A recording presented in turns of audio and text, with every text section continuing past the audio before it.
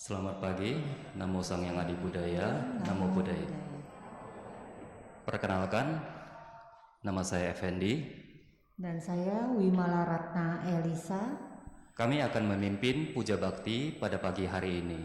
Puja bakti akan dilaksanakan dengan pembacaan parita-parita suci dalam bahasa Indonesia. Umat dipersilakan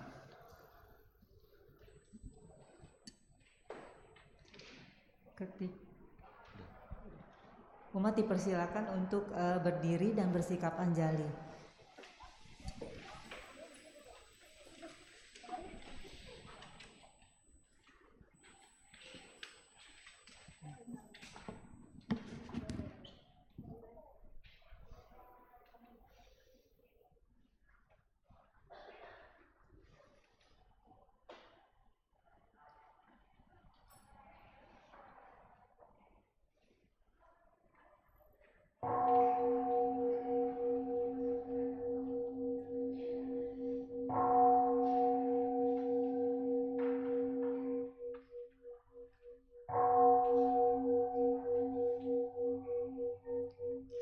Gata pembukaan.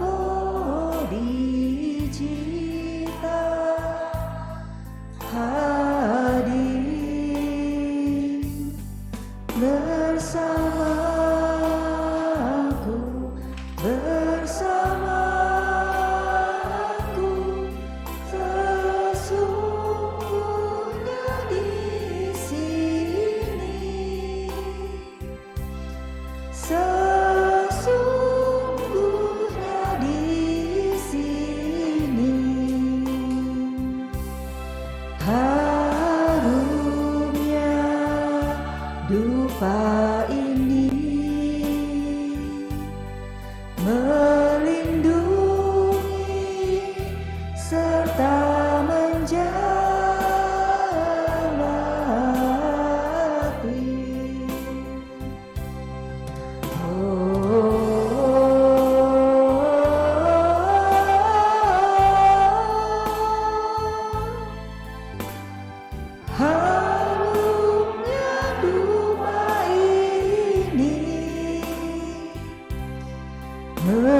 Menyatukan kita semua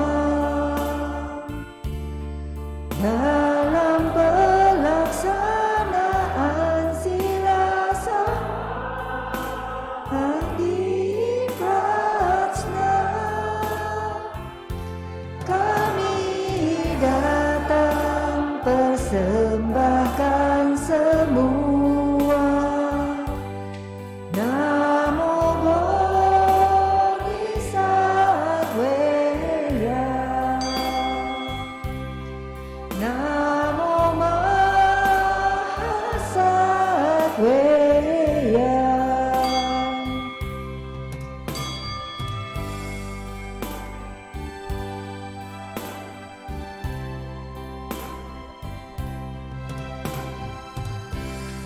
Umat tetap berdiri dan bersikap anjali.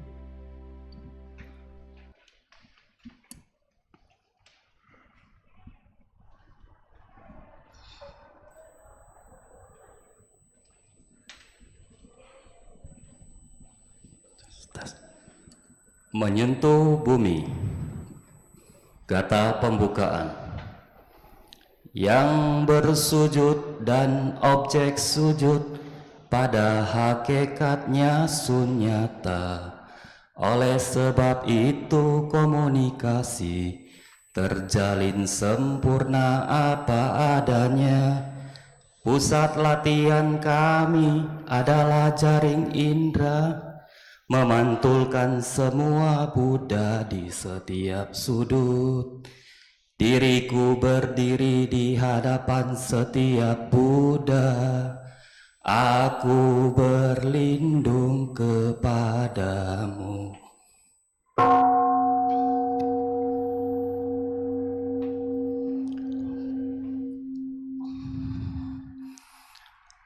Mempersembahkan cahaya di 10 penjuru, Buddha, Dharma, dan Sangha. Kami bersujud padamu.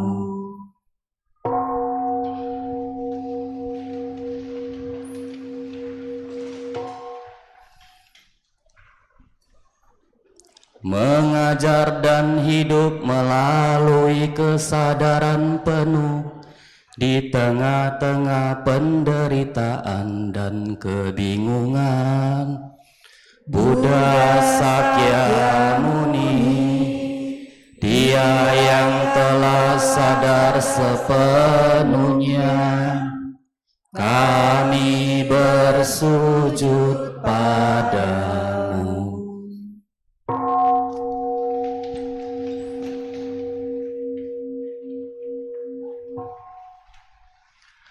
Memotong tembus ketidaktahuan, menyadarkan hati dan pikiran kami. Manjusri, Bodhisattva pengertian agung, kami bersujud padamu.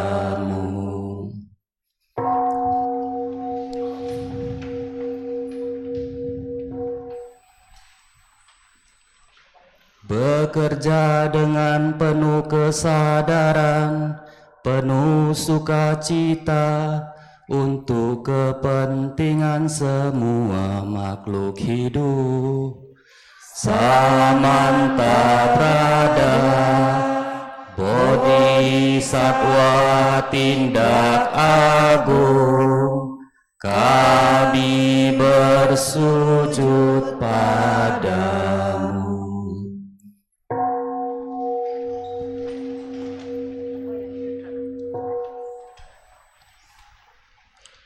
Mendengar secara mendalam, melayani makhluk dalam cara tanpa batas. Avalokiteswara, Bodhisattva welas asih agung, kami bersujud padamu.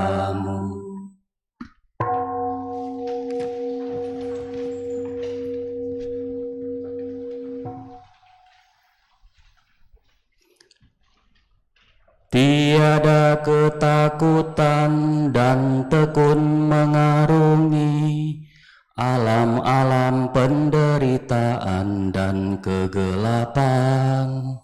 Siti Garba, Bodhisattva aspirasi agung, kami bersujud padamu.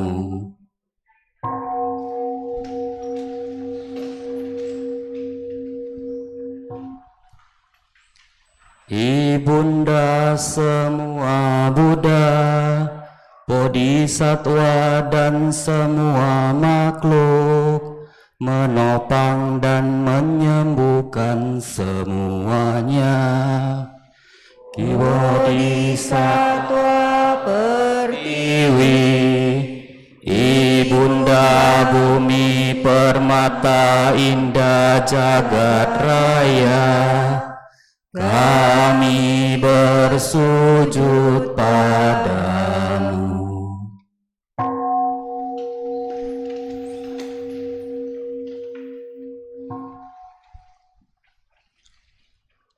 Memancarkan cahaya di semua penjuru, sumber kehidupan di dunia ini. Mahawairocana Tathagata,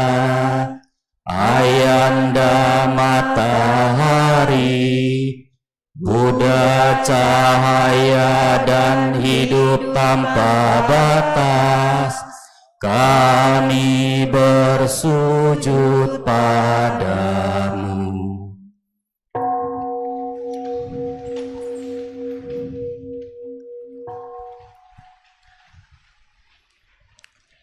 Benih kesadaran dan cinta kasih dalam anak-anak dan semua makhluk. Maitreya, budaya yang akan datang, kami bersujud padamu.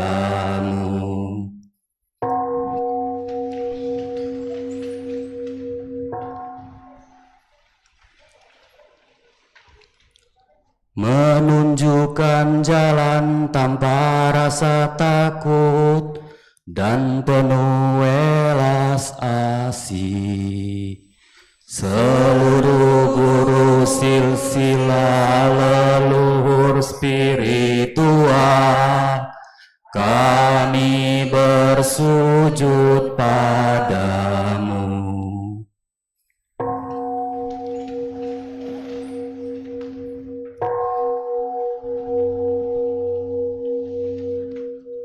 Umat dipersilakan untuk duduk kembali dan bersikap anjali.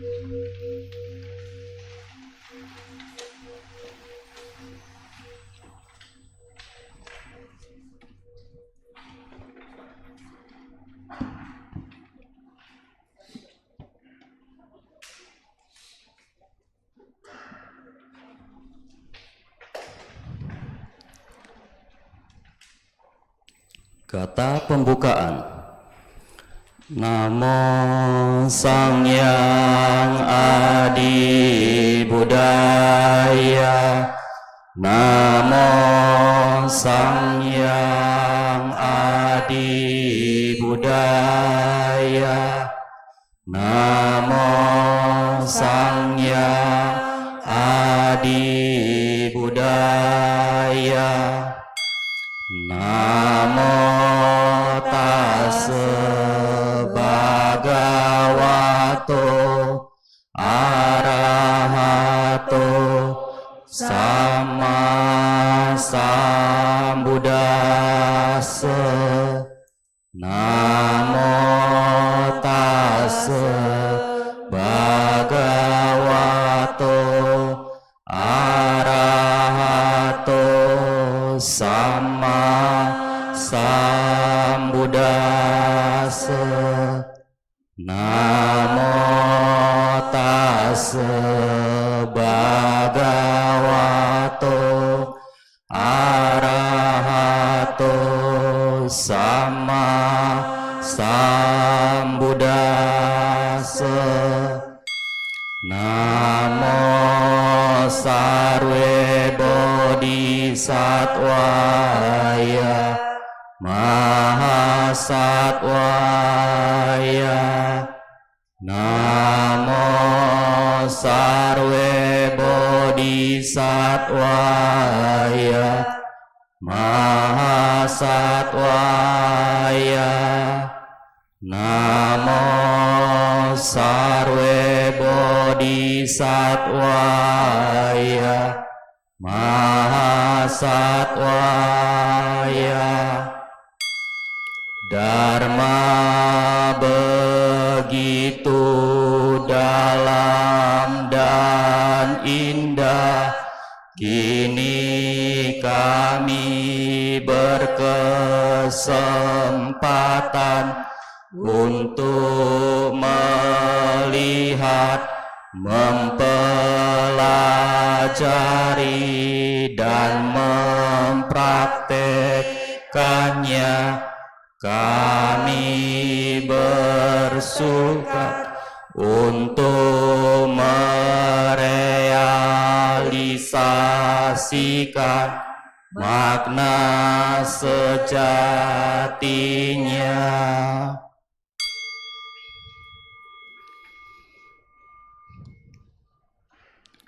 Sutra Hati Prajna Paramita.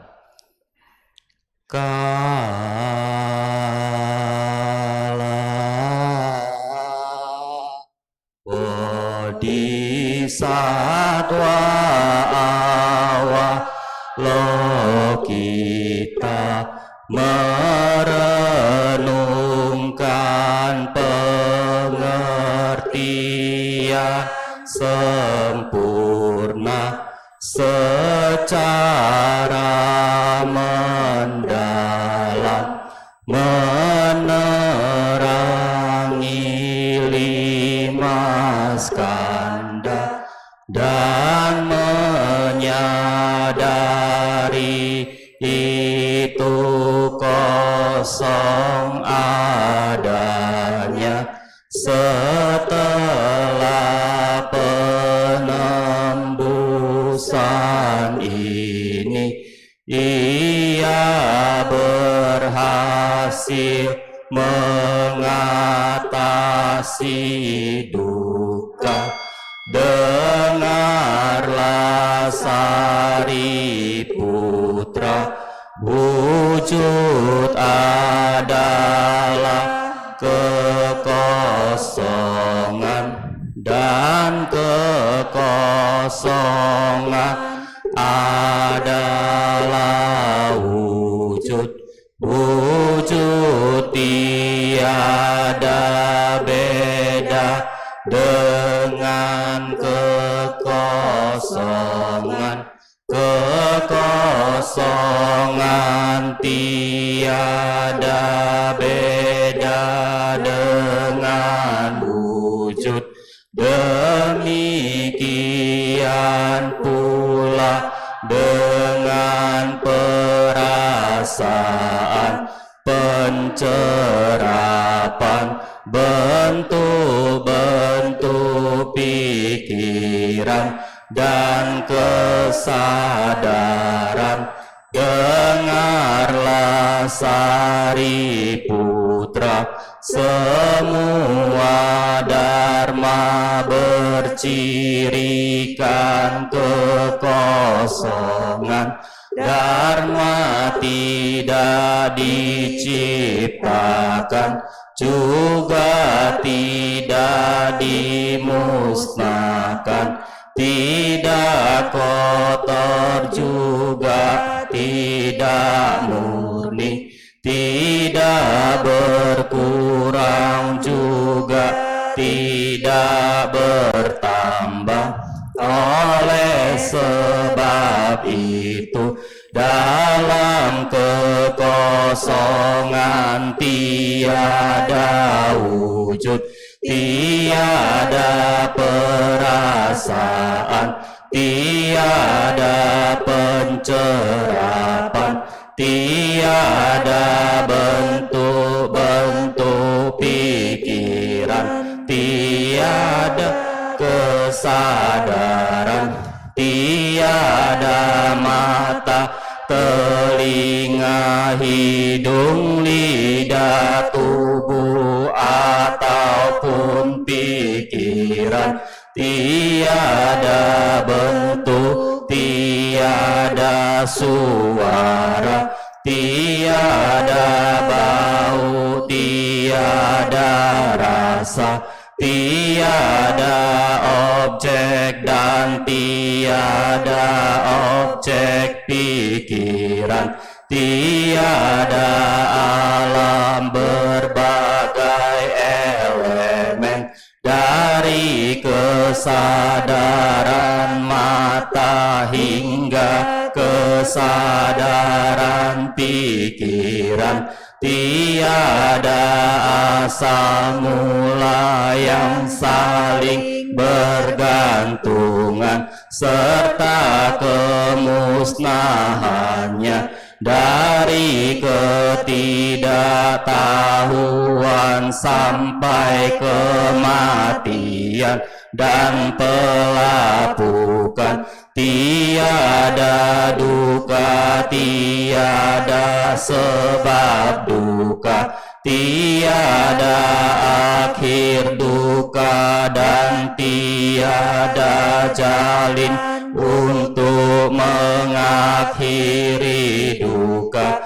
Tiada pengertian, tiada pencapaian, oleh karena tiada yang harus dicapai para bodhisattva yang dipenuhi pengertian sempurna tidak menemukan rintangan untuk pikiran mereka, karena tiada rintangan mereka mengatasi ketakutan, membebaskan diri mereka selamanya dari ilusi dan merealisasi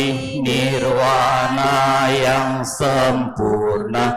Semua Buddha masa lalu, sekarang dan masa depan berkat pengertian sempurna ini tiba pada pencerahan penuh yang sempurna dan universal.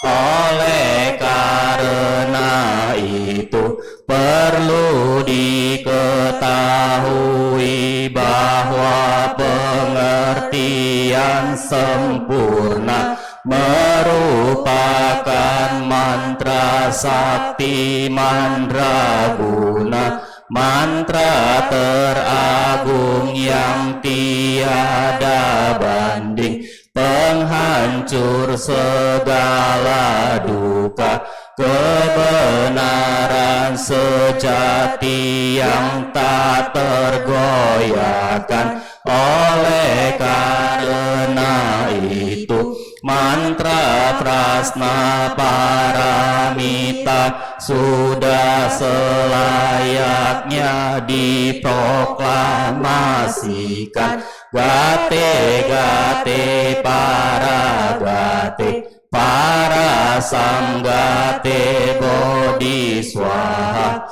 Gate gate para gate para samgate bodhi swaha. Gate gate para gate para samgate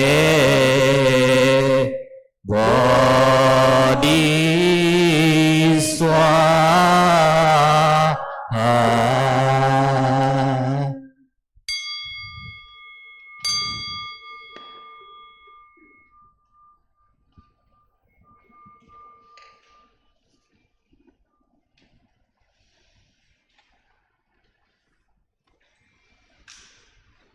Saudara-saudari dalam Dhamma, marilah kita sejenak melaksanakan meditasi.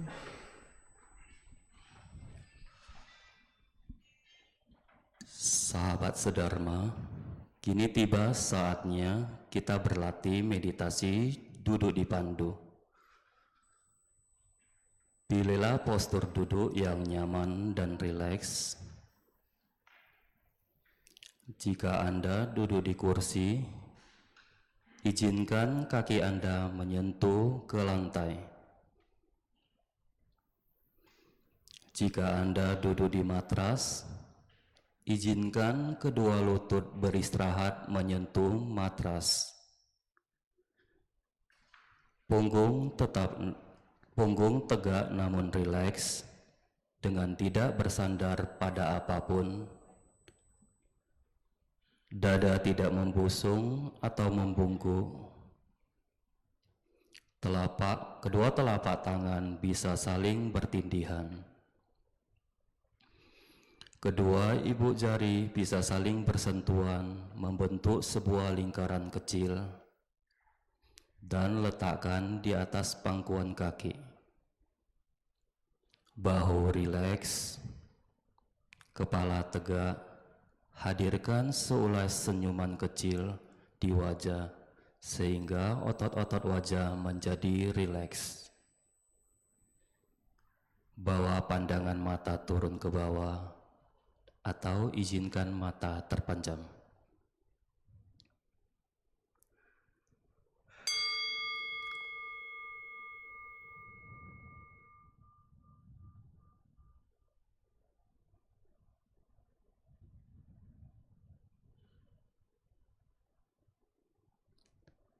Bernapas masuk, saya merasakan dan mengenali sensasi nafas masuk.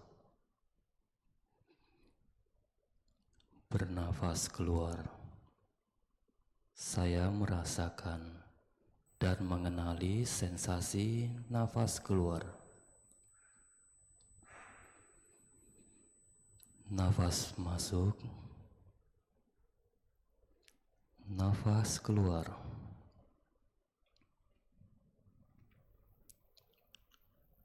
Bernafas masuk, saya mengikuti nafas masuk dari awal hingga akhir. Bernafas keluar, saya mengikuti nafas keluar dari awal hingga akhir.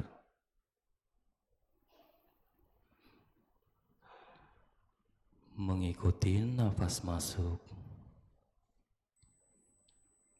mengikuti nafas keluar.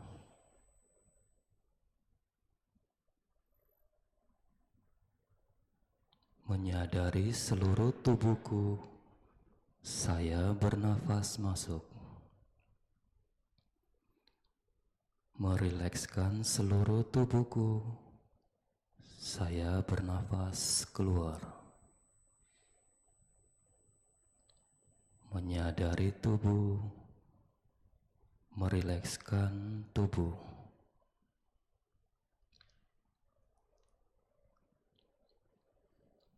Tersenyum pada tubuhku, saya bernafas masuk. Melepaskan semua ketegangan yang ada di tubuhku, saya bernafas keluar. Tersenyum pada tubuhku, melepaskan ketegangan.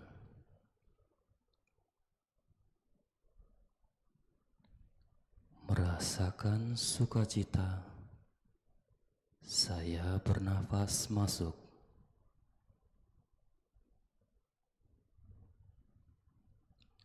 Merasakan bahagia, saya bernafas keluar.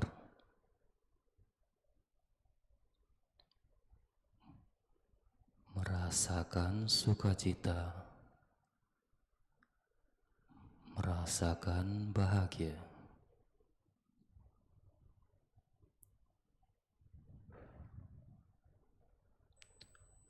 Hadir pada saat ini, saya bernafas masuk. Menikmati saat ini, saya bernafas keluar.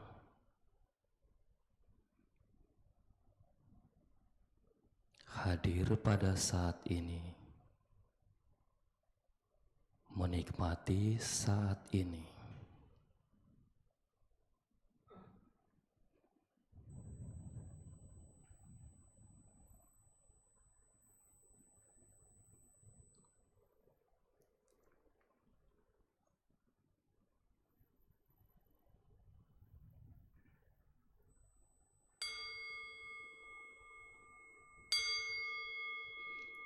Demikianlah akhir dari sesi meditasi duduk kita.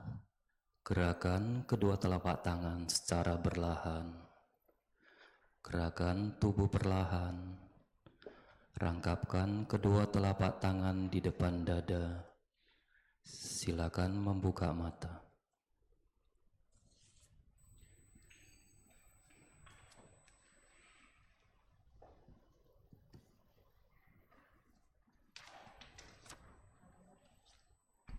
Saudara-saudari dalam Dhamma, tiba saatnya kita mendengarkan pembabaran Dharma yang pada hari ini akan disampaikan oleh Bapak Jamie Lim dengan topik gaya hidup Chang. Sebelumnya, saya akan membacakan profil singkat dari Bapak Jamie Lim.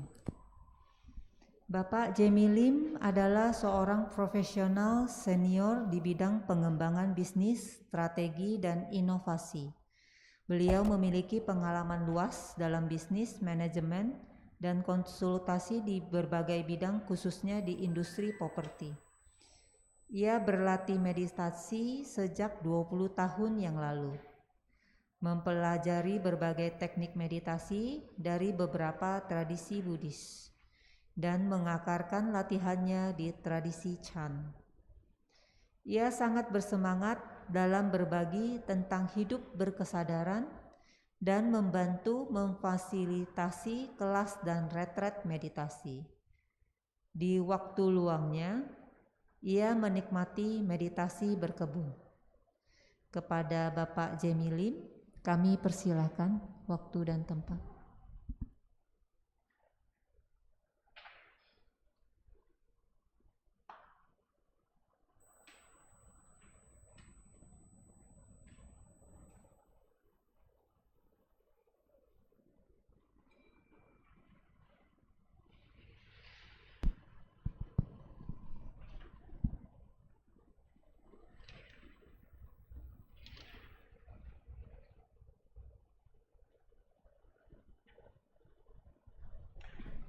Tes. Selamat pagi. Namo Sang Hyang Adi Budaya, Namo Buddhaya. Ya, izinkan saya nyiapin komputer sebentar ya.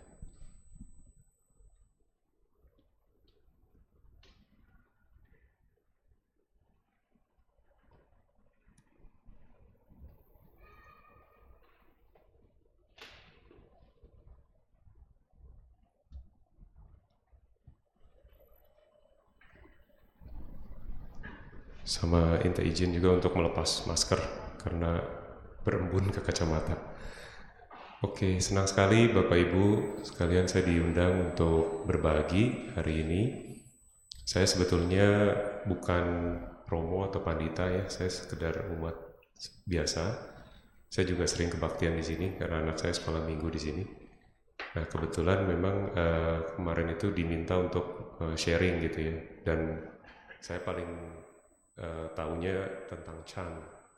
Jadi mungkin hari ini topiknya tentang Chan ya. Nah, judulnya Gaya Hidup Chan. Jadi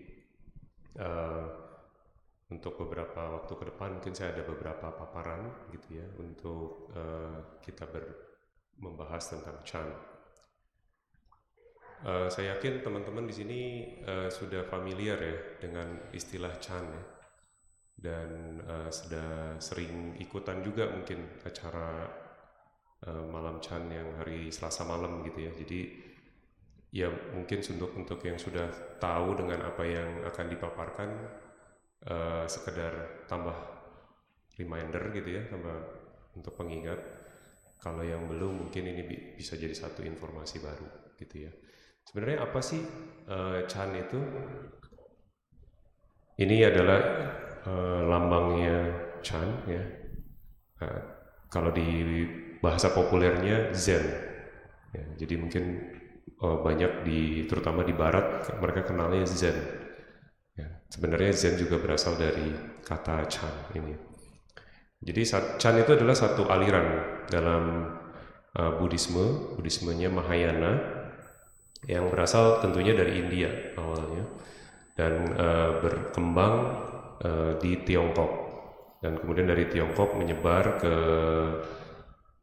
negara-negara lain ya, kayak Jepang, kemudian dikenal sebagai Zen, ke Korea, ke Vietnam ya, termasuk yang hari ini kebaktian yang kita ikuti hari ini kan mengakar pada tradisi Plum Village dari Master Thich Nhat Hanh, yang sebenarnya beliau adalah aliran Chan juga, tapi Chan-nya dari Vietnam gitu ya. Jadi Chan ini sebenarnya sudah ada di antara kita, cuman memang di Indonesia tidak terlalu populer atau mungkin terbungkus dengan tradisi Mahayana gitu ya. Nah, secara harfiah kata Chan ini sebenarnya artinya adalah berasal dari kata Sanskerta yaitu dhyana. Dhyana yang artinya sebenarnya adalah meditasi ya.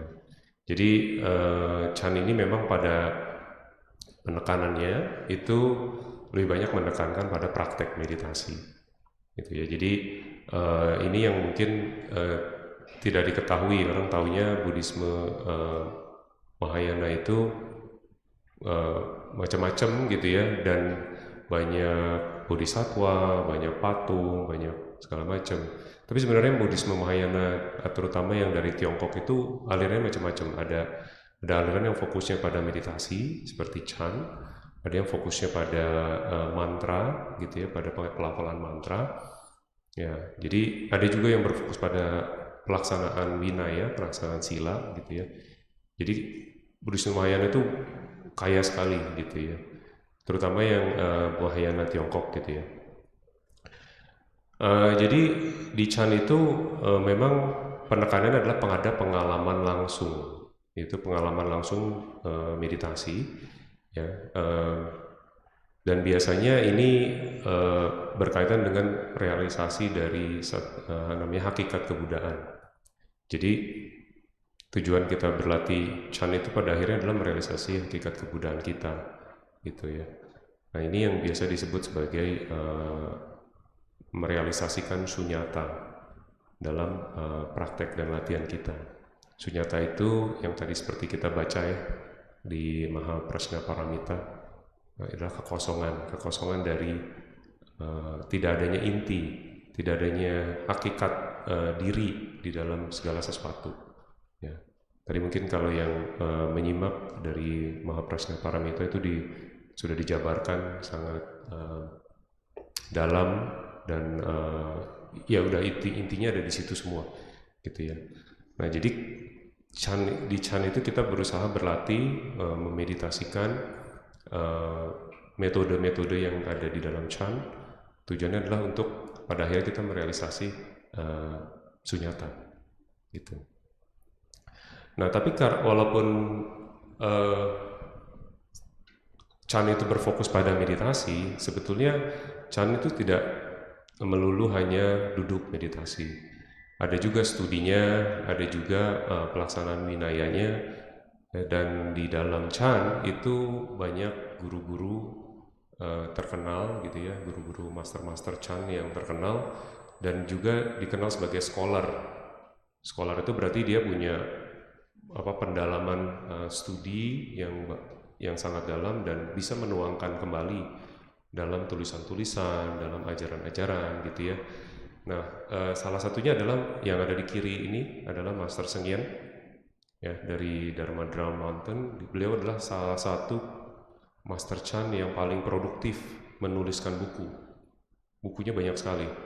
Ya, mungkin teman-teman juga ada yang Bapak Ibu ini ada yang pernah lihat ya di Ekayana, kita banyak buku-buku Master Sheng Yen yang sudah diterjemahkan dalam bahasa Indonesia. Beliau ini adalah pendiri dari Dharma Drum Mountain di Taiwan, dan ini di tengah ini adalah wihara beliau sangat besar, sangat luas, dan yang di atas tengah itu adalah para monastik yang ada di sana. Gitu. Nah, Master Sheng Yen juga adalah cucu murid dari Master Hsu Yun yang ada di pojok kanan. Ya, pojok kanan ini Master Hsu Yun. Beliau ini master yang sangat terkenal, hidup di abad 19 dan abad 20. Umurnya panjang. Beliau berumur sampai 120 tahun. Mengalami pencerahannya di umur 60, jadi punya 60 tahun untuk mengajar. Ya, jadi beliau sangat terkenal karena beliau yang membangkitkan kembali tradisi Chan di Tiongkok dan punya banyak sekali murid, dan salah satu cucu muridnya adalah Master Sheng Yen ini. Master Hsu Yun juga berguru pada banyak master gitu ya, dan beliau mewarisi seluruh aliran Chan. Jadi aliran Chan itu ada 5, jadi ada 5 aliran lagi. Chan itu ada 5 aliran lagi, dan semuanya 5-5-nya diwarisi silsilahnya oleh Master Hsu Yun. Dan kemudian beliau berusaha menghidupkan kembali semua aliran tersebut, gitu ya. Nanti saya mungkin ada cerita sedikit tentang aliran-aliran ini ya. Nah,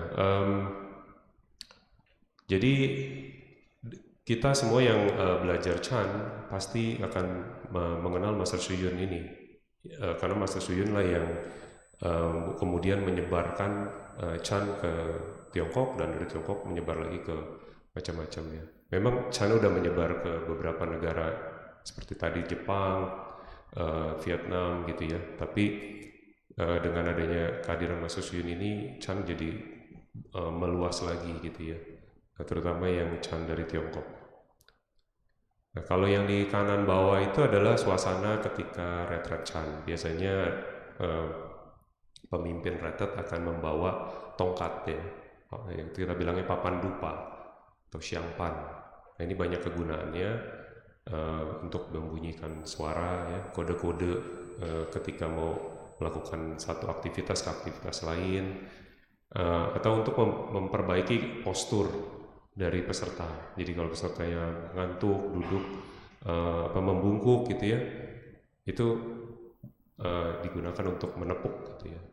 Nah, kalau zaman dulu katanya dipukul gitu ya. Kalau sekarang sih mungkin cuma ditaruh aja, diletakin gitu ya di pundaknya.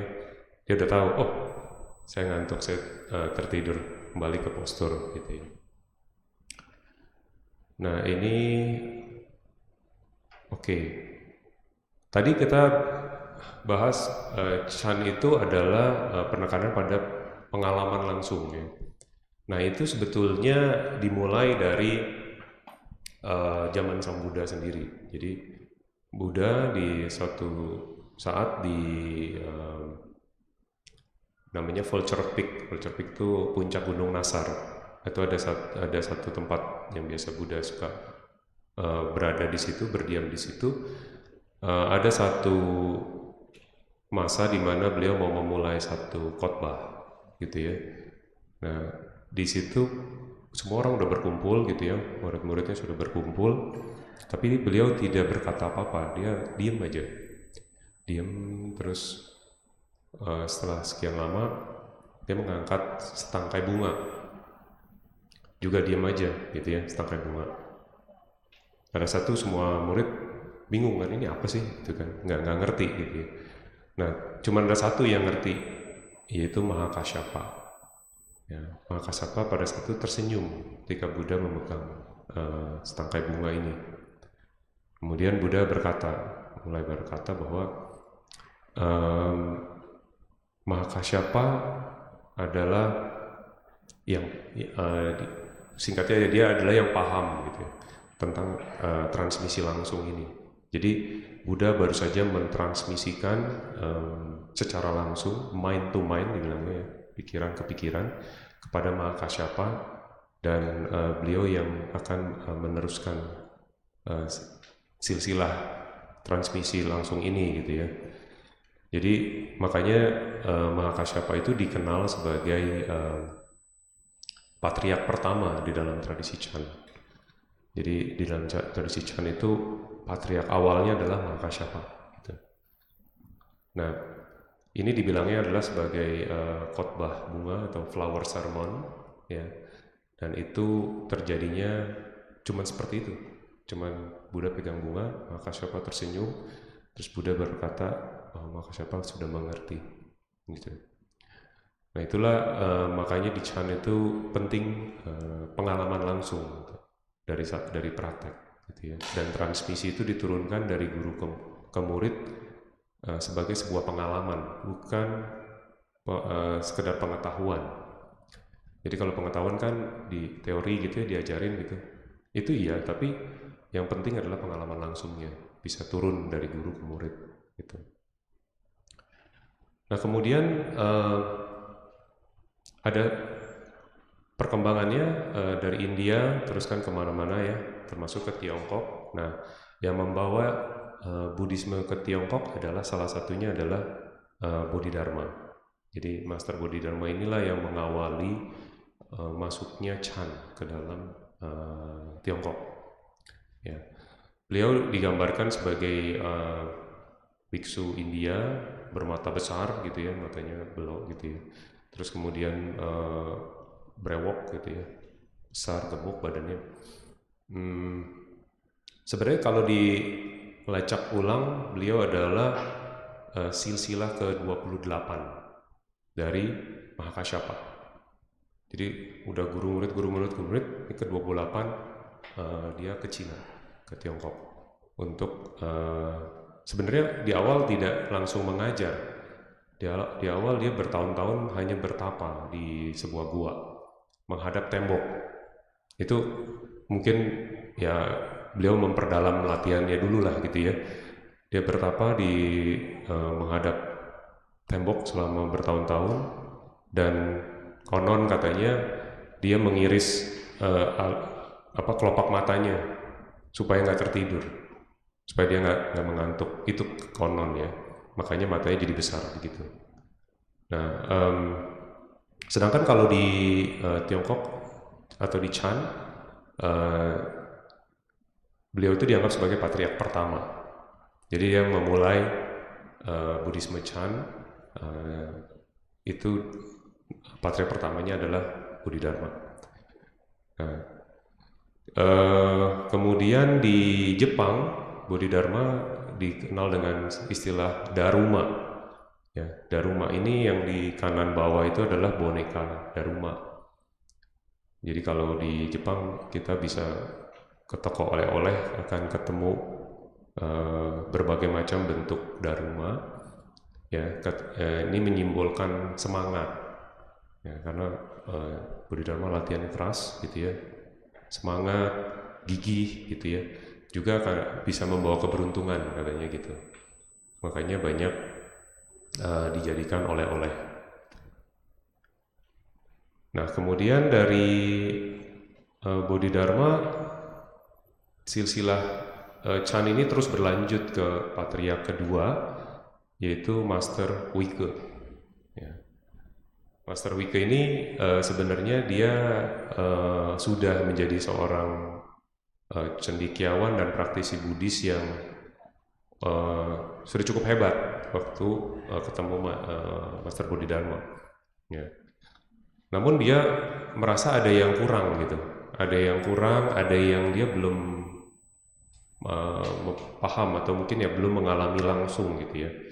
Dan dia merasa dia tidak memiliki guru gitu. Jadi kemudian dia mendengar ada seorang guru yang bertapa di gua gitu ya, dan konon katanya gurunya hebat gitu ya. Jadi dia mencoba mencari guru tersebut ya, dan menemukan Master Bodhidharma ada di gua gitu ya.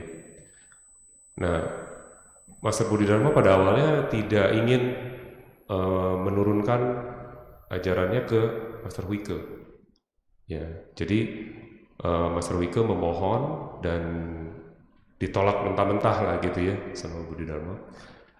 Dan dikatakan Master Huike berdiri di luar gua yang waktu itu sedang bersalju, turun salju, dan sampai pagi hari saljunya sudah sepinggang, tapi dia tidak bergeming gitu ya. Dan di pagi hari Bodhidharma menemukan beliau dan dia bertanya gitu, kenapa kamu di sini gitu ya. Master Huike bilang dia ingin mencari guru, ingin punya guru yang bisa membukakan pintu welas asih gitu untuk membebaskan dirinya dan semua makhluk gitu ya.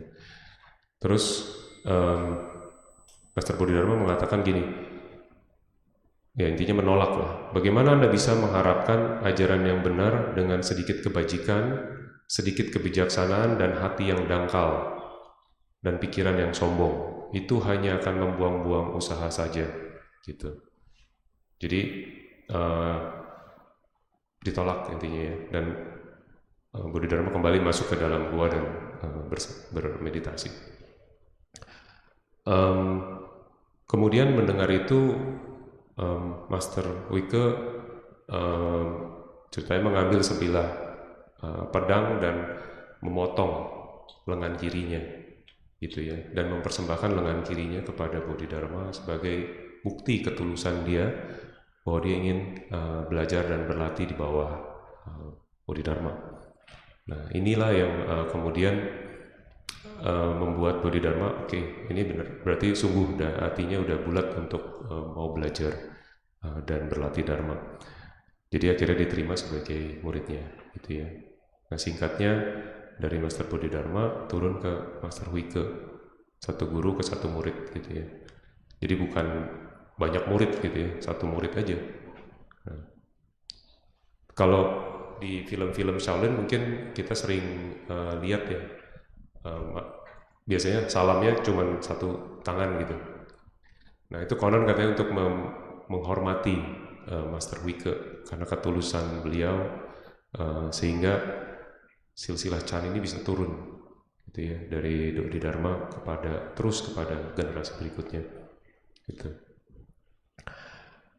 Dari Master Huike singkatnya turun ke patria ketiga, Master Seng Chan, patria keempat Master Taosin, patria kelima Master Hongren, dan patria keenam Master Huineng gitu ya. Ya mungkin saya nggak ceritain satu-satu, nanti bisa di Google sendiri ya. Nah mungkin saya cerita sedikit tentang Master Huineng karena beliau yang memang paling ya mungkin sangat terkenal ya di dalam aliran Chen gitu ya. Beliau ini awalnya adalah seorang yang miskin ya, dia penjual kayu bakar. Jadi miskin sekali hidupnya, dan dia hidup bersama ibunya yang sudah tua gitu ya. Jadi di umur 30-an suatu hari beliau mendengarkan seorang biksu sedang melantunkan sebuah syair dari sebuah sutra gitu ya. Bunyi syairnya gini: biarkan pikiranmu mengalir tanpa memikirkan apapun. Udah, gitu aja. Biarkan pikiranmu mengalir tanpa memikirkan apapun. Nah, kalau kita dengar gitu biasa aja ya. Master Huineng waktu itu belum jadi biksu. Dia mendengarkan itu, dia mengalami pencerahan. Ya. Dan ketika dia mengalami satu pengalaman pencerahan lah. Dan dia jadi punya keingintahuan untuk tahu lebih banyak lagi gitu. Dan dia bertanya kepada biksu itu, dari mana dapat syair itu gitu ya. Terus dia bilang itu dari Sutra Intan, dan yang ngajar adalah Master Hongren. Dia mengajar di satu tempat namanya Wangmei. Nah, jadi Huineng akhirnya bertekad gitu ya untuk mencari si Master Hongren dan berguru gitu ya kepada Master Hongren. Dan singkat cerita ya dikabarkan ada satu dermawan yang mau mengurus mamanya. Jadi dia bisa pergi ke Wangmei untuk berguru gitu ya. Nah, jadi kemudian dia singkat cerita ketemu wiharanya, dan Master Hongren pada saat itu sudah punya banyak muridnya banyak sekali, dan wiharanya besar sekali. Jadi semua biksu di wihara Master Hongren ini punya pekerjaan gitu ya, punya tugas gitu ya. Ya ada yang tugasnya bersih-bersih, nyapu, ada yang tugasnya masak. Nah, Master Huineng ini dia ditugaskan di dapur. Dia bantu-bantu di dapur. Gitu. Nah, terus kemudian Master Hongren itu juga sudah cukup tua, pada saat itu sudah sangat tua. Dan dia belum menunjuk pewaris dharmanya. Jadi pada saat itu masih belum ada nih pewaris dharmanya siapa gitu ya. Dan akhirnya dibuat satu kontes sayembara gitu ya. Dia meminta semua orang untuk menuliskan puisi yang pendek aja, tapi untuk mengungkapkan wawasan dari si penulis terhadap kenyataan hidup gitu ya, terhadap kenyataan hidup. Nah, jadi semua murid diminta atau diundang untuk ayo submit puisinya gitu ya. Nah, salah satu murid Hongren yang paling senior pada saat itu namanya Master Shen Xiu. Itu udah dianggap paling senior lah, udah paling top lah gitu ya. Jadi tentunya Master Shen Xiu juga submit ya, mengirimkan puisinya, dan yang lain setelah tahu begitu mereka semua pada mundur, mereka nggak jadi submit dia puisinya gitu ya. Ya termasuk Master Huineng waktu itu dia tahu aja nggak, dia kan di dapur ya. Jadi Master Seng Shu menulis puisi, bunyinya kurang lebih gini. Tubuh itu seperti pohon bodi, dan pikiran adalah cermin yang jernih.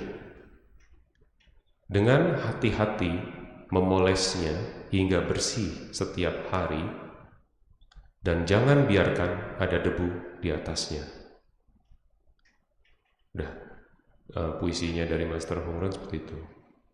Master Seng Shu. Master Seng Huron memuji puisi tersebut bagus, syairnya bagus. Tapi dia belum menyebut Seng Shu sebagai pewaris dharmanya. Dia biarin aja dulu gitu ya. Dan yang lain kan gak ada yang submit ya, jadi cuman dia aja. Nah, puisi tersebut dibicarakan di antara para biksu. Nah, sampai terdengar ke Master Huineng. Master Huineng mendengar itu dan kemudian dia coba mengarang sendiri syairnya dia, ya. Dan syairnya dia bunyinya begini. Sejak awal tidak ada pohon bodi atau berdiri dari cermin yang jernih. Sifat Buddha selalu murni, di mana bisa ada debu. Nah, somehow tulisan itu ada yang ngirim ke Master Hong Ren gitu. Dan Master Hong Ren bilang, wah ini beda gitu. Apa bedanya? Master Seng Shu itu mengungkapkan pendekatannya secara logis, ya kan? Batin harus dibersihkan lah, kurang lebih seperti itu ya. Nah, kalau Master Huineng itu langsung menunjuk ke pemahaman yang paling dalam, bahwa pada dasarnya tidak ada cermin, tidak ada debu, tidak ada yang perlu dibersihkan. Kita semua hakikatnya adalah Buddha, which is itu adalah suatu ekspresi dari pemahaman beliau yang memang sudah punya pencerahan, gitu ya. Jadi bagi Huineng itu sifat Buddha adalah sifat sejati semua makhluk. Pada dasarnya sifat sejati kita adalah kita punya benih kebudayaan ya. Tidak perlu dimurnikan. Kita hanya perlu melatih diri untuk pada akhirnya melihat hakikat kita tersebut dan merealisasi hakikat kita tersebut. Nah, singkat cerita dikatakan Master Hong Ren memanggil Master Huineng, ya mungkin juga belum pernah ketemu ya. Jadi dipanggil dan diajak ke ruangannya, ke kamarnya, dan pada saat itu juga langsung dibuat sebuah upacara untuk mewariskan silsilah Chan kepada Master Huineng. Ya, tapi upacara tersebut private, hanya beliau berdua yang tahu. Ya. Dan kemudian juga diturunkan Sutra Intan dan Sutra Lakantara. Dan kemudian Master Hong Ren minta Master Huineng untuk pergi, meninggalkan wihara. Ada dikasih jubah, kalau nggak salah dikasih jubah. Terus kemudian kamu pergi dulu, menghilang dulu, jangan kelihatan. Tapi nanti dia akan kasih tahu bahwa penerusnya adalah Master Huineng. Nah, kenapa? Mungkin karena dia kan anak baru ya, anak baru dari dapur dan bukan siapa-siapa gitu ya. Jadi untuk tidak menimbulkan konflik dalam wihara tersebut. Jadi sampai bertahun-tahun orang-orang tidak tahu Master Huineng ada di mana. Ya, mungkin juga itu kesempatan Master Huineng untuk mendalami prakteknya dia sendiri ya. Nah, jadi singkat cerita Master Huineng lah kemudian yang menjadi pewaris dan menjadi patria ke-6 dari silsilah Chan Tiongkok ya. Dan kemudian Master Huineng punya banyak murid, dan dari Master Huineng berkembang ke seluruh Tiongkok gitu. Jadi pada masa keemasannya Tiongkok di beberapa dinasti ya, masuk dinasti Tang, itu agama utamanya adalah Chan gitu. Jadi dari mulai rajanya sampai rakyatnya semua alirannya Chan gitu ya. Sampai sekarang Chan itu terus turun dan kita semua adalah muridnya Master Huineng gitu. Nah, ini adalah beberapa penyederhanaan ya, silsilah Chan. Jadi dari Buddha ke Mahakasyapa, terus ke Bodhidharma, berarti Bodhidharma adalah yang ke-28 tapi yang pertama kalau dari Chan. Terus Master Wike, Master Seng Chan, Master Taosin, Master Hungren, Master Huineng. Nah dari Master Huineng itu ada beberapa murid yang menonjol, terus kemudian turun ke bawah. Nah ini udah nggak urut ya, nomornya udah nggak satu persatu lagi. Ini udah menyederhanakan saja ke murid-murid yang menonjol gitu ya. Nah jadi singkat cerita ada 5 aliran yang muncul dari Chan ini. Ada Linchi, ada Weiyan, ada Yunmen, ada Fayan, ada Chaotung. Oke. Dari 5 ini yang sekarang masih ada dan berkembang gitu ya, itu ada 2, Linchi dan Chaotung. Yang paling kiri dan paling kanan. Ya. Di Jepang Linchi itu disebutnya Rinzai. Ya, kalau Chaotung di Jepang disebutnya Soto.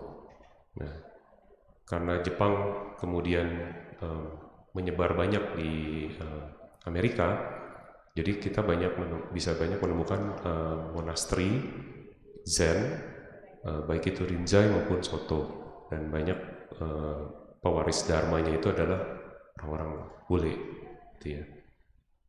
Nah, terus kemudian 3 aliran lain gimana? 3 aliran lain ini sayangnya tidak bisa bertahan dan melebur ke dalam, terutama ke dalam Linchi, gitu. Nah, Master Suyun mencoba mengaktifkan kembali karena beliau juga belajar dan berusaha mewarisi ajaran dari 3 aliran lain itu, tapi yang bertahan tinggal 1, yaitu yang Weiyan School. Jadi Weiyan School masih ada dan itu dilanjutkan oleh muridnya Master Suyun, Master Xuanhua. Itu beliau pindah ke Amerika dan ada yang namanya wihara namanya City of 10,000 Buddha. Nah itu ada gambarnya tuh, itu wiharanya besar di California. Itu sepanjang riset saya itu mungkin satu-satunya wihara Weiyan School. Ya. Tapi masternya udah nggak ada, cuman ada murid-muridnya yang melanjutkan. Gitu. Dia ada universitasnya juga, Universitas Buddhis.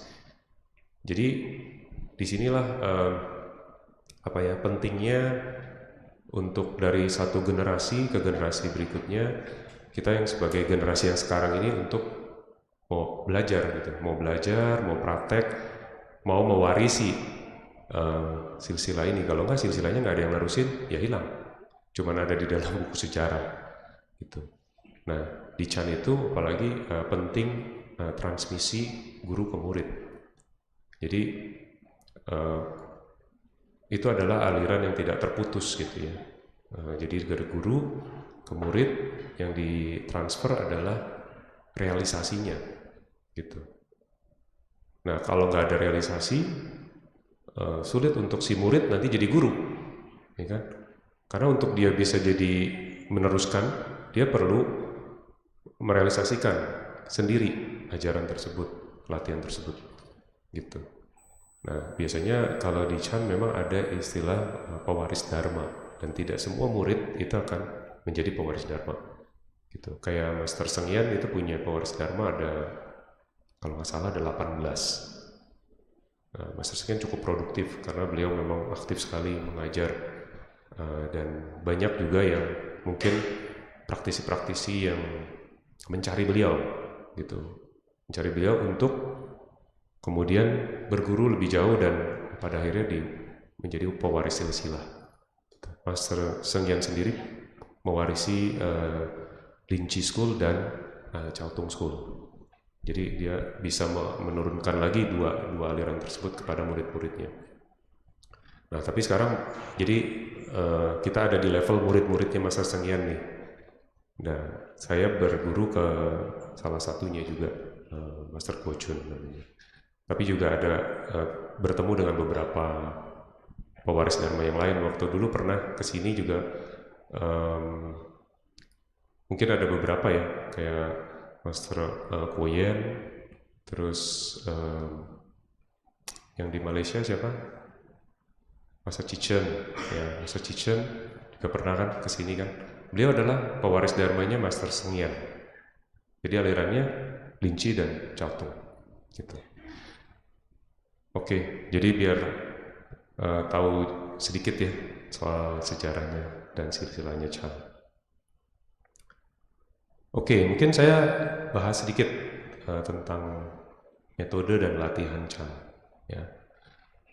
Dan terutama yang Linchi dan yang Chao Tung, karena dua itu yang mungkin yang masih relevan saat ini ya. Kalau dari sisi metode, biasa memang ada pendahuluan ya, metode-metode pendahuluan. Sama seperti tadi kita dipandu ya, meditasi. Biasanya metode pendahuluan akan kita berusaha untuk settle down. Kita berusaha untuk menjadi tenang, menjadi settle di present moment, di momen, dari momen ke momen ya. Dan beberapa metode seperti body scan, misalnya kita memindai tubuh kita dari bagian ke bagian, kita berada di sensasi tubuh kita, atau bisa juga di pernapasan ya, kita merasakan napas kita di hidung atau di dada atau di perut gitu ya. Kita merasakan sensasi dari napas, sentuhan napas.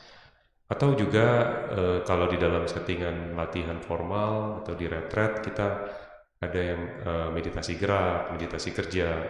Tujuannya adalah untuk membawa kita settle, menjadi hening gitu ya, di dalam kekinian.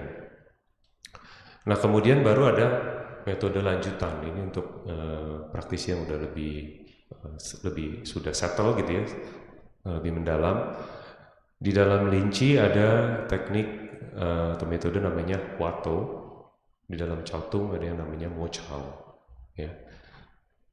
Teknik Huatou itu adalah kita biasanya diberikan satu frase atau satu kalimat yang namanya Huatou itu sebenarnya adalah sebuah pertanyaan ya, pertanyaan yang biasanya tidak memerlukan jawaban, tapi kita terus mengkontemplasikan pertanyaan itu di dalam latihan kita gitu ya. Nah, ini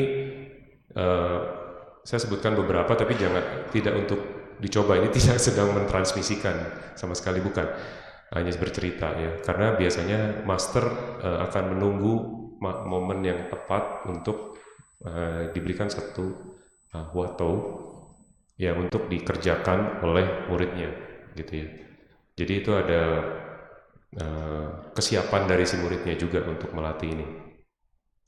Biasanya pertanyaan-pertanyaannya seperti misalnya what is who, atau who am I, atau ini apa, ini siapa, ini apa, kayak gitu. Jadi pertanyaan-pertanyaan seperti itu yang sebenarnya dia berasal dari percakapan guru dan murid yang biasa disebut koan ya. Jadi ada catatan-catatan sejarah guru dan murid punya percakapan. Percakapan ini bukan percakapan sehari-hari ya, percakapan berdiskusi dharma lah gitu ya, tapi berdiskusi dharmanya yang hakikat ya, gitu, yang dalam gitu ya. Nah, ini biasanya ada diambil pertanyaan-pertanyaan dari situ, kemudian dijadikan Huatou untuk dilatih oleh si murid gitu ya. Nah, itu Huatou.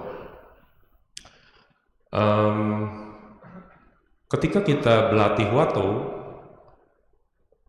selain kita mengendap gitu ya, menjadi terkonsentrasi, menjadi tenang gitu ya. Salah satu step yang berikutnya adalah kita muncul satu rasa ingin tahu yang besar, atau dibilangnya great doubt. Mungkin bisa rasa ingin tahu, mungkin juga rasa ragu. Ya. Jadi kita membangun build up di the great doubt itu. Ya. Jadi makin kita penasaran gitu, penasaran. Ini pertanyaan ini memunculkan rasa penasaran terus dipupuk sehingga menjadi besar.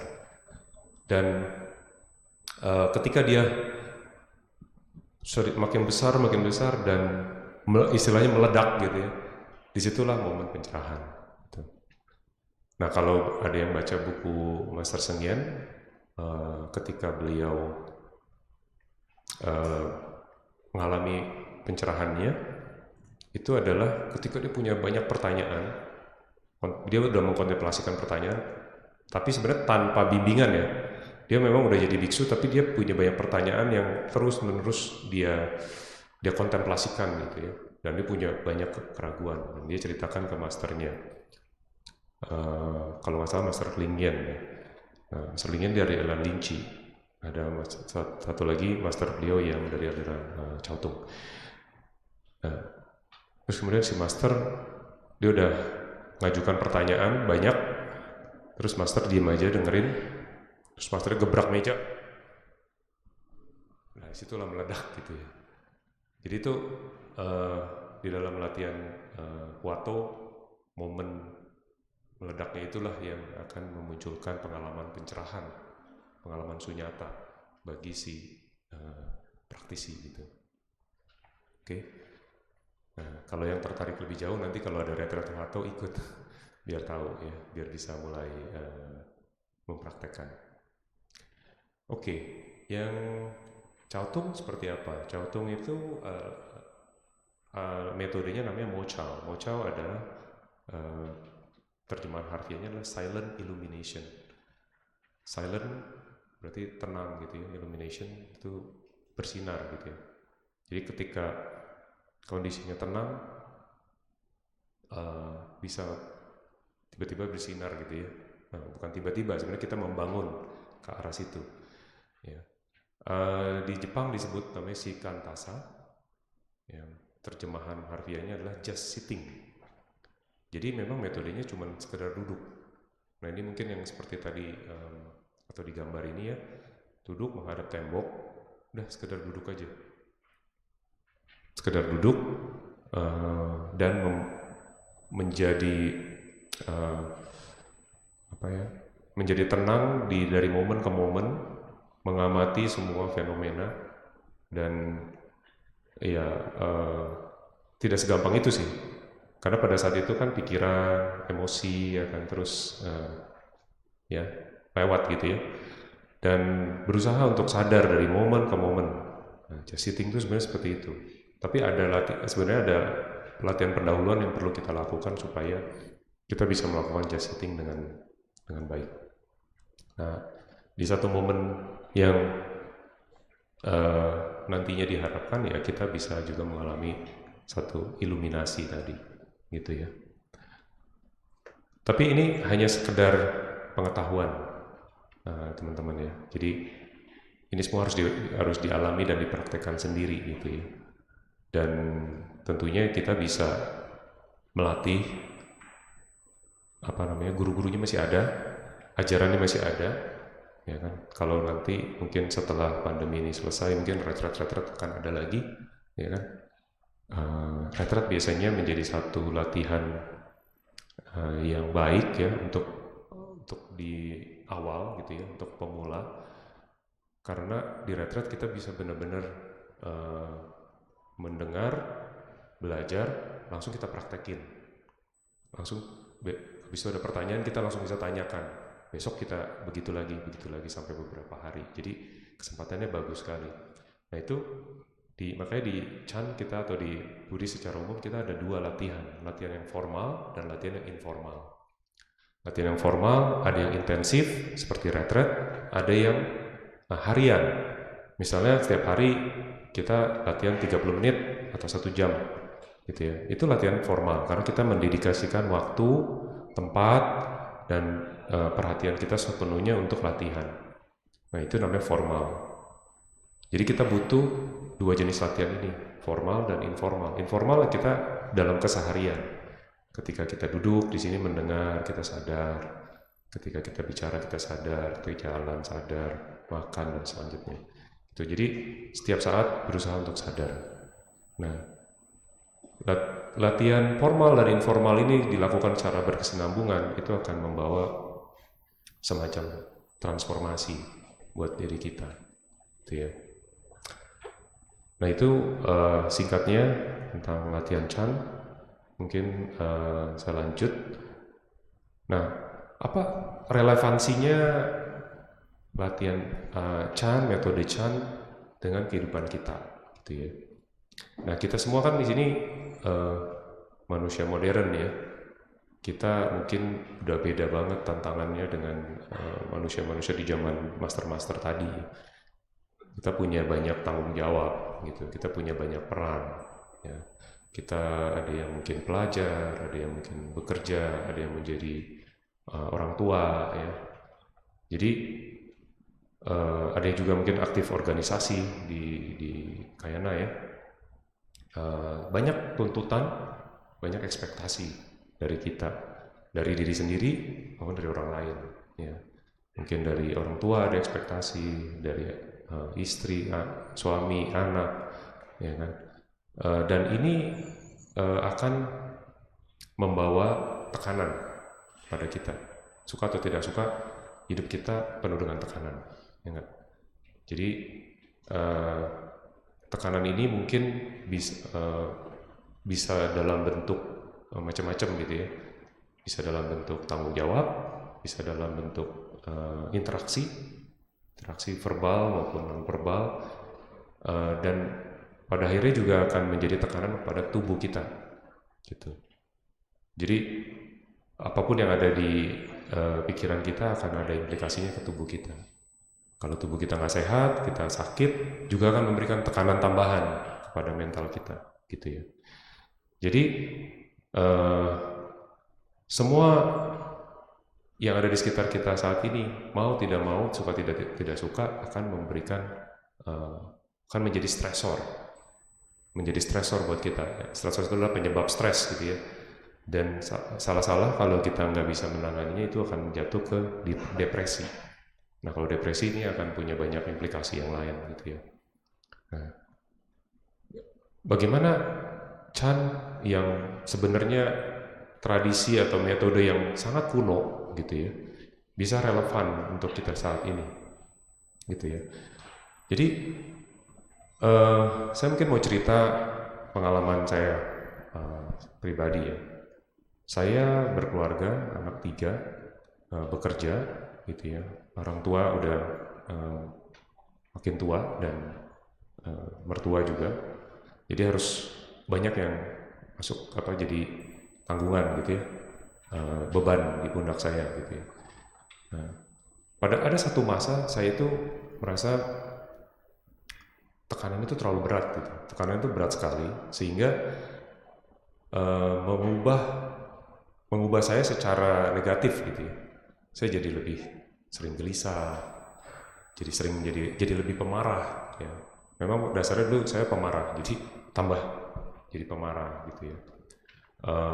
Singkatnya jadi orang stres lah gitu ya. Stres dan makin lama makin turun gitu. Jadi spiraling down gitu ya. Makin gak enak, badan makin gak sehat dan seterusnya. Nah, beruntung sebenarnya saya udah ketemu Chan sebelumnya, walaupun tidak latihan rutin.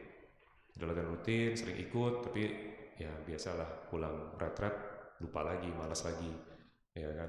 Lari sana sini lagi, sibuk-sibuk gitu kan. Tapi karena saya udah pernah mengenal Chan, jadi saya punya kenangan lah ya terhadap Chan gitu ya, bahwa kenapa saya nggak berlindung sama Chan gitu kan, nggak berlindung pada Buddha Dharma. Jadi ada titik di mana saya merasa paling rendah nih, kalau saya terusin saya bisa ambruk gitu ya, dan kasarnya malah merusak semuanya lah ya. Malah saya sempat sakit yang mungkin bisa berakibat fatal gitu ya. Terus suatu saat ada kesempatan ikut retret Chan lagi, dan mungkin pada momen yang kita paling rendah, terus kita ketemu Dharma, ketemu praktek, di situ momen turning yang luar biasa buat saya gitu ya. Jadi apa yang tadinya sekedar teori gitu ya, itu mulai bisa terrealisasi sebagai satu kenyataan dan pengalaman langsung gitu. Nah itu yang membuat saya terus lanjut gitu ya. Ini habis retret saya harus lanjut nih, latihan terus, latihan di rumah, latihan setiap saat gitu ya, formal informal, dan mempelajari lebih jauh. Dan itu mentransformasi saya 180 derajat gitu ya. Saya bisa menghadapi semua beban tantangan tersebut dengan lebih terbuka, lebih rileks, lebih ringan gitu ya, lebih fleksibel. Nah,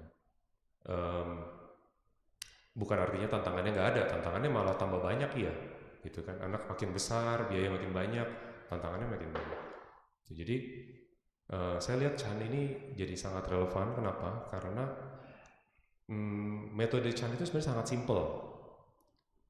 simple, teorinya simple, tapi kalau dipraktekin ya tetap butuh konsistensi ya, butuh kesinambungan ya. Sangat simple, bisa dipraktekkan setiap saat, dan mudah dipelajari, hanya butuh komitmen gitu. Jadi dengan kita mempraktekkan Chan, maka hati kita tuh lebih terbuka gitu. Terbuka terhadap apa? Terhadap segala kemungkinan. Kan kita udah tahu segala sesuatu kan anicca, anatta, dukkha gitu ya. Dukkha, ketidakpuasan itu kita lebih terbuka aja, lebih terbuka dan lebih bisa menerima ya, bahwa ini memang seperti ini, corak kehidupan ini kayak seperti ini gitu ya. Dan itu direalisasikan dari pengalaman langsung. Karena kalau teori, terus terang, ketika masalahnya datang, teorinya lupa gitu. Tapi kalau kita dari tiap hari kita berlatih, ketika masalah datang, kita langsung praktek di situ. Di situ kita langsung mempraktekkan, dan itu menjadi satu pengalaman langsung buat kita. Gitu. Jadi dengan gaya hidup Chan ini yang dimaksud adalah ya kita harus berlatih. Bukan karena di Chan sebenarnya teorinya nggak banyak, sejarahnya, historinya banyak, buku-bukunya banyak, tapi intinya sebenarnya nggak banyak. Intinya latihan. Gitu. Dan latihannya juga nggak sulit. Dengerin sekali juga udah tahu. Oh latihannya begitu. Ya udah. Prakteknya yang penting. Nah, saya rasa itu juga nggak cuma Chan sih, semua tradisi Buddhis juga seperti itu ya. Tapi yang saya mau ajak teman-teman di sini adalah ya mau aliran apapun, kalau kita nggak latih itu cuma jadi sekedar teori buat kita. Tapi kalau kita latih, kita praktekkan secara bersinambungan, maka pemahaman kita makin dalam, dan itu makin mentransformasi hidup kita, gitu ya. Dan pada akhirnya Buddha juga mengajarkan bahwa akhir dari penderitaan itu bukan penderitaan yang nggak ada, ya kan? Tapi bagaimana kita menyikapi penderitaan itu yang kemudian berbeda, ya kan? Karena Buddha so-called mencari obat kehidupan kan. Obat kehidupan beliau diajarkan ke seluruh murid-muridnya adalah untuk muridnya berlatih gitu. Di dalam, mungkin kalau ada yang punya kesempatan baca di buku Old Path, White Cloud dari Bhante Thich Nhat Hanh. Itu histori Buddha diceritakan dengan sangat membumi, ya, sangat manusiawi, nggak ada yang magic gitu, nggak ada, tapi membumi. Kalau saya lihat pertemuan Buddha dengan murid-muridnya itu berlangsung secara alami gitu ya. Kalau dulu saya waktu kecil saya baca buku yang versi sebelumnya, ketemu jadi arahat, ketemu ini jadi arahat, ya kan? Ketemu ini arahat, biku, jadi biku semua, gitu kan? Tapi kalau di buku itu angle-nya agak sedikit berbeda. Oke, datang, suka dengan ajaran Buddha, terus Buddha ngajarin praktek dan dia praktekkan, dan dia butuh waktu juga berbulan-bulan gitu kan, kayak Mahakondana gitu misalnya, itu nggak langsung jadi arahat saat itu juga gitu. Dan pada akhirnya saya pikir iya juga ya, emang pada akhirnya Buddha suruh ngapain? Suruh latihan, suruh kita berlatih, ya kan?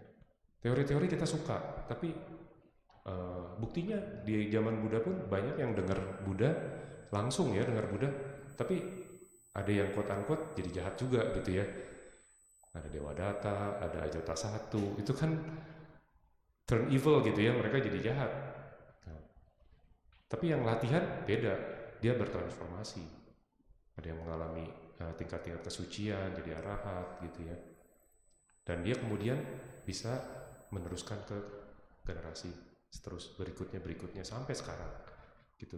Jadi mumpung nih kita masih ada di era yang ada Buddhanya, ada Buddhismnya, dan ada guru-guru yang tercerahkan gitu ya. Dan pencerahan itu mungkin untuk semua orang, nggak harus dia adalah monastik gitu ya, dia siapa aja bisa. Nah itu apalagi kalau mungkin yang masih lebih muda dari saya ya, mungkin punya aspirasi untuk wah saya ingin melanjutkan nih, mewarisi Dharma ini dan bisa diteruskan ke generasi berikutnya. Wah itu pasti saya support sekali tuh ya, karena kita butuh kan menerusin ke generasi berikutnya, kalau enggak nanti hilang ya, seperti tadi beberapa tradisi gitu kan. Jadi kalau misalnya ada yang bersemangat untuk saya mau jadi pewaris Dharma, wah itu keren sekali, itu kita harus dukung kalau ada yang seperti itu ya. Karena Dharma itu baru bisa benar-benar diwariskan dari manusianya, ya kan? Kalau cuma dari buku, baca buku, orang belum tentu paham. Tapi dari manusia yang hidup, yang kemudian merealisasi apa yang diajarkan oleh Buddha, baru dia bisa meneruskan lagi ke manusia yang lain, terus menerus dari generasi ke generasi. Itulah yang dilakukan oleh master-master yang tadi, gitu ya. Dia menjadi Dharma yang hidup, dan turun-temurun ke generasi berikutnya, gitu. Ya, intinya seperti itu. Ya, Chan itu menjadi satu gaya hidup bagi saya pribadi. Ya, saya harap mungkin cerita ini bisa menjadi tambahan pengetahuan. Syukur-syukur bisa jadi inspirasi buat para bapak ibu teman-teman sekalian. Dan untuk yang ingin lebih tahu tentang Chan, bisa tanya ke teman-teman yang berada di Malang Chan West ya, yang hari Selasa malam, ya kan. Di situ kita bisa sama-sama belajar, berlatih, dan mendalami aliran yang luar biasa ini. Oke, sementara itu apakah ada tanya jawab atau gimana? Terima kasih. Terima kasih.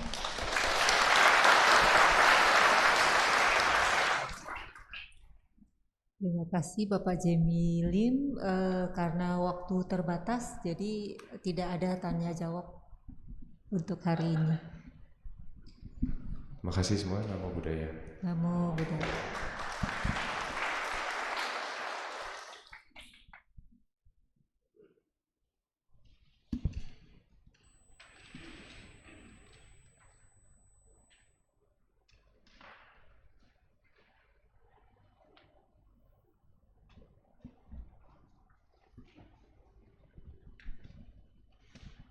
Terima kasih atas sharing dharmanya. Kini marilah kita melakukan kebajikan dengan berdana untuk kepentingan dharma, seraya menyanyikan lagu Dana Paramita.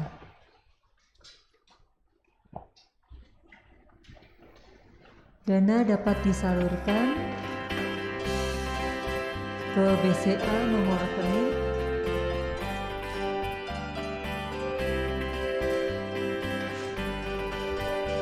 'Marilah kita berdana untuk kepentingan Dharma.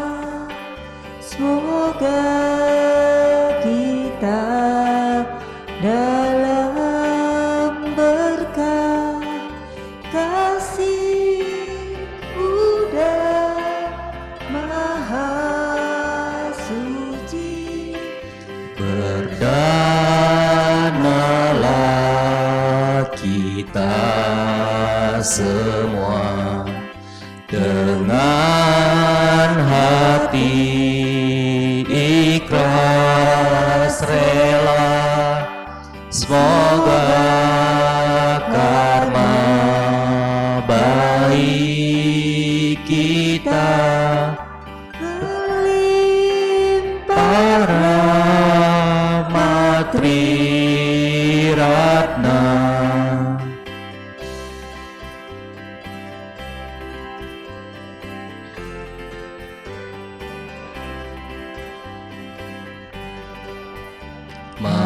Marilah kita berdana mengembangkan paramita. Semoga kita hidup damai dalam kemurahan hati. Berdanalah kita semua dengan penuh sukacita.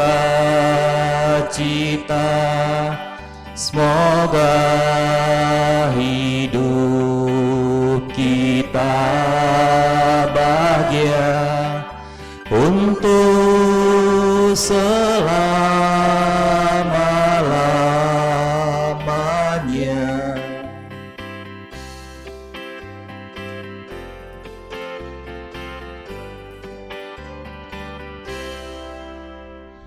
Terima kasih atas dana yang telah diberikan. Semoga bermanfaat bagi perkembangan Buddha, Dharma, dan Sangha. Selanjutnya, kita akan mendengarkan persembahan lagu yang akan dibawakan oleh tim kesenian. Kepada tim kesenian, kami persilakan.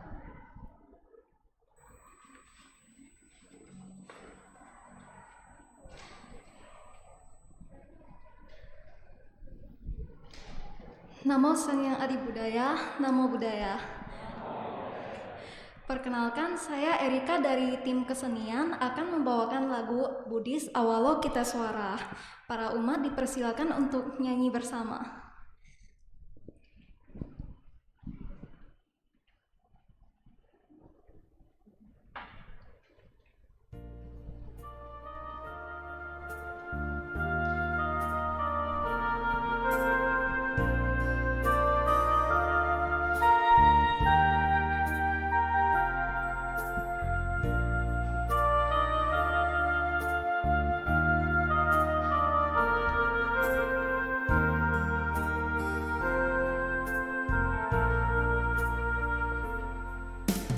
Sungguh besar kasih sayangmu, Avalokitesvara,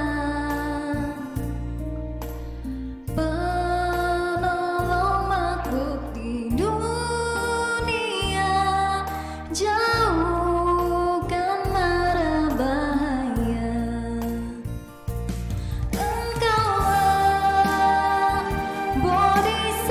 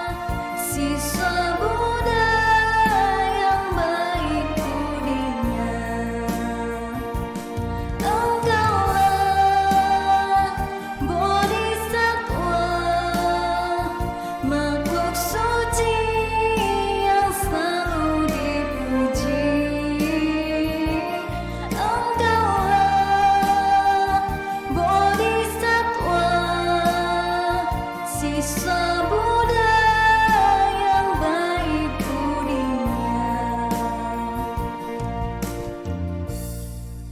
Terima kasih.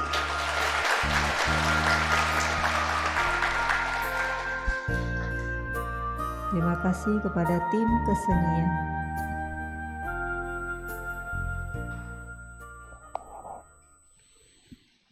Kini kita akan mendengarkan sedikit pengumuman yang akan disampaikan oleh pemimpin kebaktian.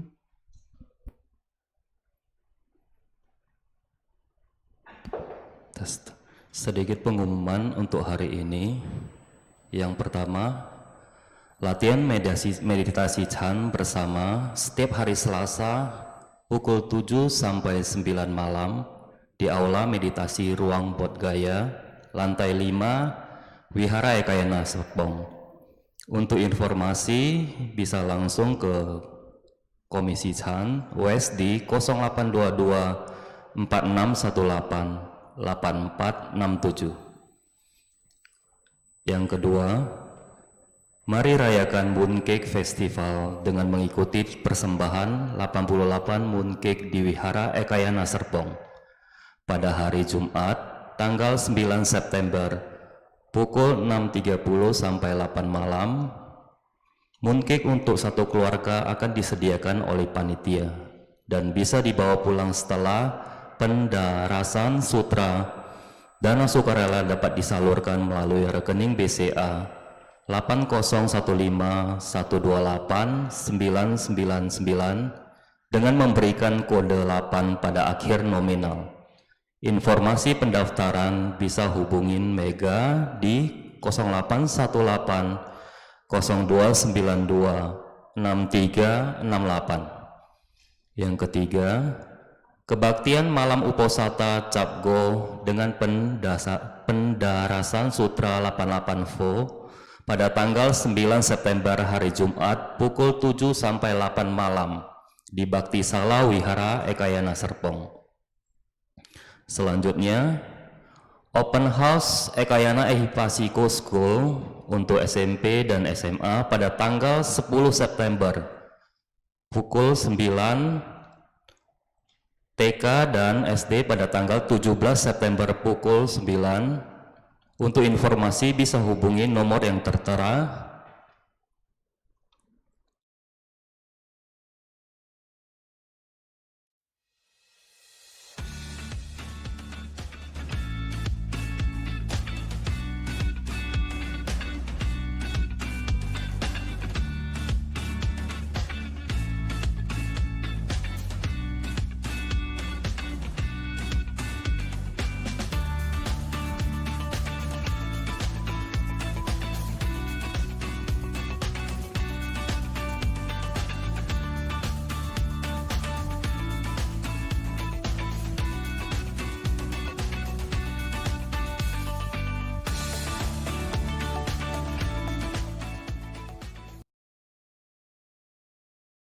Kami mengajak sahabat sekalian untuk kembali berlatih hidup sadar penuh secara tatap muka di Day of Mindfulness bersama Biksu Nyanayasa pada tanggal 10 September.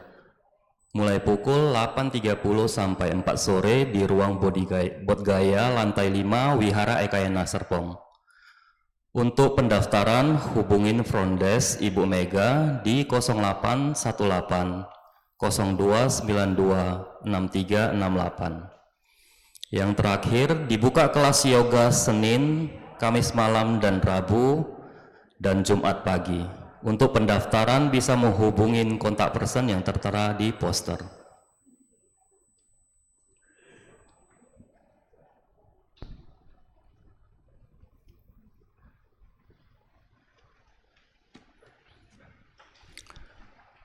Tiga perlindungan. Aku berlindung kepada Buddha yang menunjukkan kepadaku jalan dalam kehidupan ini. Aku berlindung kepada Dharma, jalan dan cinta kasih, aku berlindung kepada sangga komunitas yang hidup dalam keharmonisan dan kesadaran penuh, berada dalam perlindungan Buddha. Aku dengan jelas melihat kejernihan dan keindahan di dunia, berada dalam perlindungan Dharma. Aku belajar untuk membuka banyak pintu transformasi, berada dalam perlindungan Sangha, cahaya tuntunan yang mendukungku, menjaga latihanku bebas dari gangguan, berlindung kepada Buddha dalam diriku. Aku beraspirasi membantu semua orang. Hakikat pencerahan sejati dirinya sendiri untuk merealisasi bodhicitta, berlindung kepada Dharma dalam diriku. Aku beraspirasi melinong semua orang, menguasai cara latihan dengan baik, dan melangkah bersama di jalan pembebasan, berlindung kepada Sangha dalam diriku. Aku beraspirasi menolong semua orang, membangun 4 komunitas untuk merangkul semua orang dan mendukung transformasinya.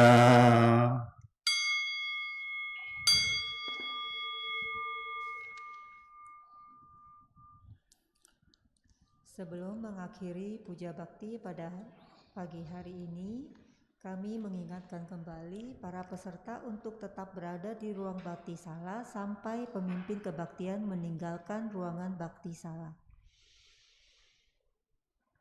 Marilah kita melimpahkan jasa kebajikan yang telah kita peroleh pada hari ini dengan menyanyikan gata pelimpahan jasa. Umat kami persilakan untuk berdiri dan bersikap anjali.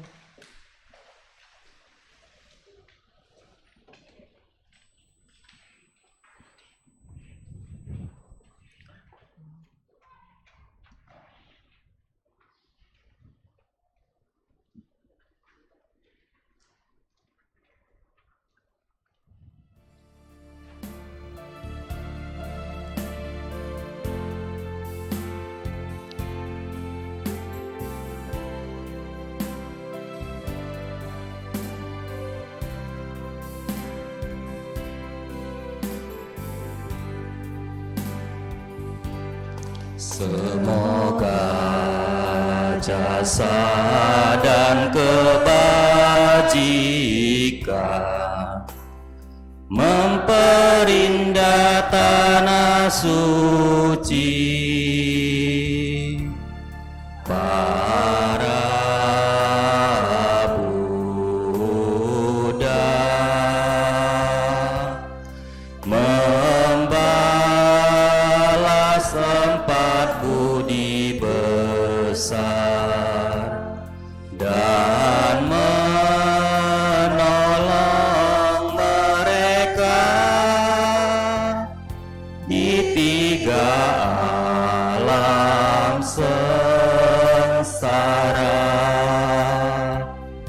Semoga mereka yang mendengarkan dharma ini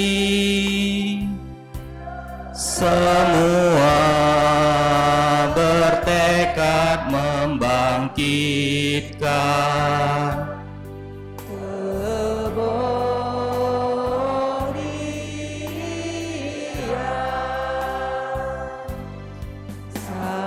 sampai di akhir penghidupan ini bersama-sama lahir di alam bahagia.